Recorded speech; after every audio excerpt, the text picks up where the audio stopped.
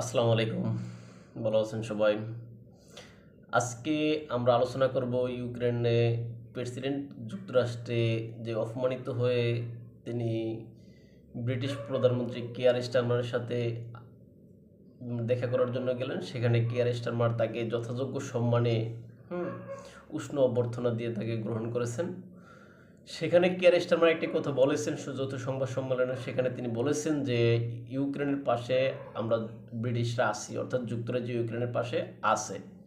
এমনকি তিনি এরকম একটা কথা বলেছেন যে ইউরোপ ইউক্রেনের পাশে আছে। এখন এখানে আমার নিজের একটা প্রশ্ন, আসলে আমরা তো যুদ্ধ শুরু থেকেই শুনে আসতাম যুক্তরাজ্য আছে, তারপরে সে গিয়া যুক্তরাষ্ট্র আছে, ওই ফ্রান্স আছে, জার্মান আছে, সব মানে টোটাল ইউরোপ আছে ইউক্রেনের পাশে। এখনো শুনতেছি আছে আছে। এই তারা পাশে থাইকা থেকেও তো রাশিয়া ইউক্রেনের 20% ভূমি দখল করে নিছে। তারা থাইকা কি করতে পারছে? রাশিয়ারে ফিরাইতে পারছে? একটুকু না। সামনে দিন কতটা পারবে তাও মানে ওরকম ভালো কিছু বোঝা যায় না। কেননা এখানে যেখানে ইউরোপকে যে নিরাপত্তা দেয় যুক্তরাষ্ট্র, সে যুক্তরাষ্ট্র এখানে ইউক্রেনের পাশেতে সরে যেতে আছে। জেলেনস্কিকে কীভাবে অপমান করে সেখান থেকে বাই করে দিছে। আপনি চিন্তা করেন, শুধু গায়ে হাত তোলা বাকি ছিল, এছাড়া অপমানের আর কিছু বাকি বাকি রাখে নাই। যাই হোক, এই বিষয়ে আমরা পূর্বে আলোচনা করছি, তাই এই বিষয়ে আমরা যাচ্ছি না।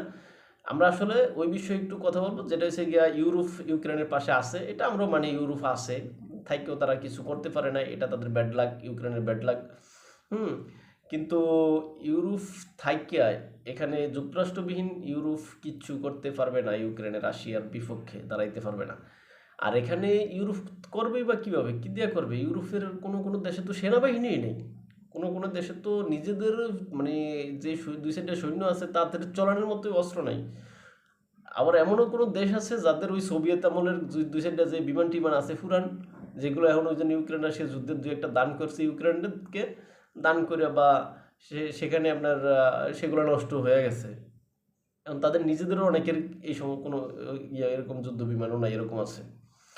এখন সেই ইউরোপ কতটুকু পারবে রাশিয়ার বিরুদ্ধে, যেখানে রাশিয়া এখানে তাদের কথা অনুযায়ী রাশিয়া দৈনিক যেই পরিমাণ গোলা সরি প্রতি মাসে যেই পরিমাণ গোলা উৎপাদন করতে পারে, আপনার এই টোটাল নেটো ওই পরিমাণ অস্ত্র শস্ত্র বা গোলা বারুদ উৎপাদন করতে পারেন, এরকম একটা রিপোর্ট আসছে, যেটা নিয়ে আমরা পূর্বে আলোচনা করছি। তাই এই বিষয়ে আমরা যাচ্ছি না।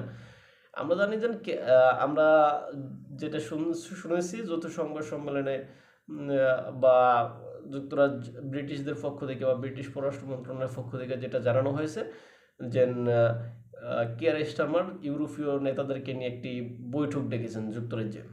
এখন এই যুক্তরাজ্যে তিনি বৈঠক ডেকেছেন, বৈঠকের বিষয়বস্তু যে ট্রাম্পের সাথে তারা কিভাবে এটা নিয়ে মানে একটা প্রস্তাব দিবে। তারা প্রস্তাবটা কি, ট্রাম্প যে মন মানসিকতা লালন করেন ওই বিষয়ের সাথে সামঞ্জস্য রেখে তারা ওরকম একটা প্রস্তাব দিবে যে যুদ্ধটা এইভাবে শেষ হলে ভালো হয় বা যুদ্ধটা এইভাবে চালাইলে ভালো হয়, এরকম একটা প্রস্তাব দিবে। কারণ ট্রাম্প তো আসলে এমন একজন নেতা, একগুমে কোয়ালিটি, তাকে যেন কেউ বুঝাইবে এরকম নেতা ইউরোপের ভিতরে বর্তমানে আছে কিনা আমার মনে হয় না। কেননা যুক্তরাষ্ট্র ইউরোপের সকল নেতাগুলোই, হ্যাঁ, আপনার অধিকাংশ দু একজন বাদে, যেমন হাঙ্গেরির প্রধানমন্ত্রী ভিক্টর অরবান, এরকম জর্জিয়া মেলোনি ইতালির প্রধানমন্ত্রী, এরকম কিছু কিছু বাদে সব নেতারাই ডোনাল্ড ট্রাম্পের বিপক্ষে খাটছিল, এমনকি প্রচারণাও চালাইছিল। এখন তারা কোন মানে মুখে যায়, কোন আক্কেলে যায়, বা কোন শরম না থাকলে মানে কিভাবে যায় তারা আবার বলবে যে এটা আমার করো। এখন তাদের সেই যোগ্যতা এখন আর নাই। ডোনাল্ড ট্রাম্প এই বিষয়টা ভালো করে জানে এবং বোঝে, এবং তারা জানে যে ডোনাল্ড ট্রাম্প বুঝে গেছে যে ইউরোপ সবচেয়ে দুর্বল অবস্থায় আছে বর্তমানে। তাই এই ইউরোপকে দিয়ে তিনি যা ইচ্ছা তা করাই নিতে পারবেন।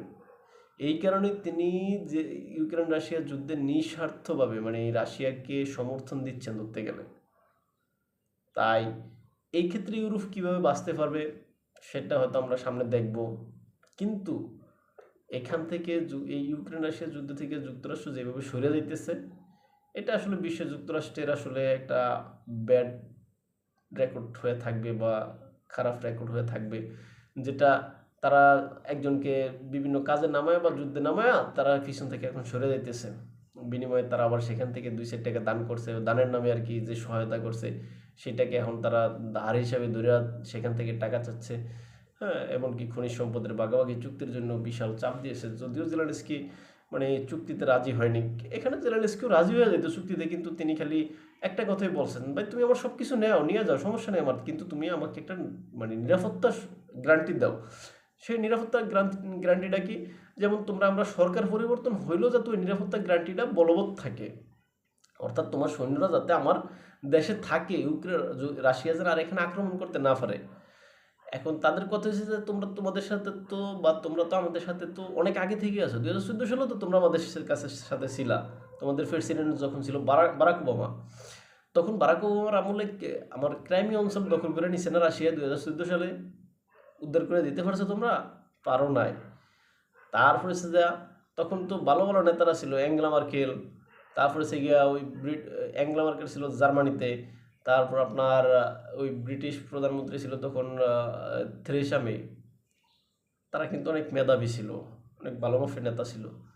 তাও বারাক ওবামার মতো লোক লোক ছিল যুক্তরাষ্ট্রের প্রেসিডেন্ট, তখনও তারা আটকাইতে পারে না পুতিনকে। ইয়ার কথা হয়েছে, জেলেনস্কির কথা আসলে ঠিক, জোকার হইলেও তার মানে দেশের লোকে তিনি যে কথাগুলো বলতেছেন ও তার পক্ষ থেকে মানে বা তার দিকে বিবেচনা করলে আসলে কথাগুলো যদিও তিনি ঠিক বলতেছেন, যে ভাই তোমরা আমার একটা নিরাপত্তা দাও, নিরাপত্তা গ্যারান্টি দাও, যে তোমরা সরকার পরিবর্তন হইলেও যাতে আমার ওই মানে যে এই গ্যারান্টিটা থাকে, রাশিয়া যেন আর সামনে না গাইতে পারে। এখন যুক্তরাষ্ট্র তো ওই নিরাপত্তা গ্যারান্টি দিতে ইচ্ছুক না, দিচ্ছে না।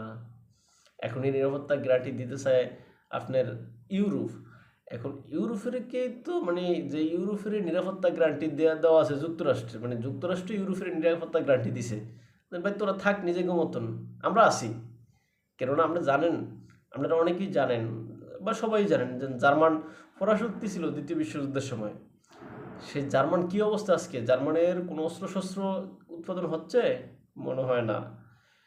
সেই জার্মানকে আপনার এমন কিছু চুক্তি দিয়া মানে চুক্তির শর্তের ব্রাজিল আটকে রাখছে, জার্মান অস্ত্রশস্ত্র বানাইতে পারে না, কিন্তু জার্মানের সক্ষমতা আছে, মানে সেরকম তার মেধা আছে, কিন্তু তাদেরকে সেভাবে আগাইতে দিচ্ছে না এই যুক্তরাষ্ট্র। বিনিময়ে তারা আবার জার্মানকে নিরাপত্তা দেওয়ার জন্য মানে সেখানে আবার যুক্তরাষ্ট্রের মানে সৈন্য মোতায়েন করা আছে। চিন্তা করছেন? এখন যারা অন্যের সৈন্য দিয়ে নিজেদের সেভ করতেছে, তারা আবার দিতেছে ইউক্রেনকে গ্যারান্টি দিবে, কাজকলা দিবে, কিচ্ছুই হবে না। যাক, ইউক্রেন রাশিয়া যুদ্ধের আসলে এইভাবে একটা সমাধান আসা উচিত, কিন্তু ডোনাল্ড ট্রাম্প যেভাবে করতেছেন এইভাবে আসা উচিত না, ছেলে মানুষইভাবে। হ্যাঁ, আর জেলেনস্কি আসলে যতই যা হোক, যতই জোকার হোক আর যা হোক, আসলে তিনি একটা দেশের প্রেসিডেন্ট, তাই তাকে ওইভাবেই সম্মান দেওয়া উচিত ছিল। আসলে ন্যূনতম সম্মান যতটুকু প্রাপ্য অতটুকু করা উচিত ছিল।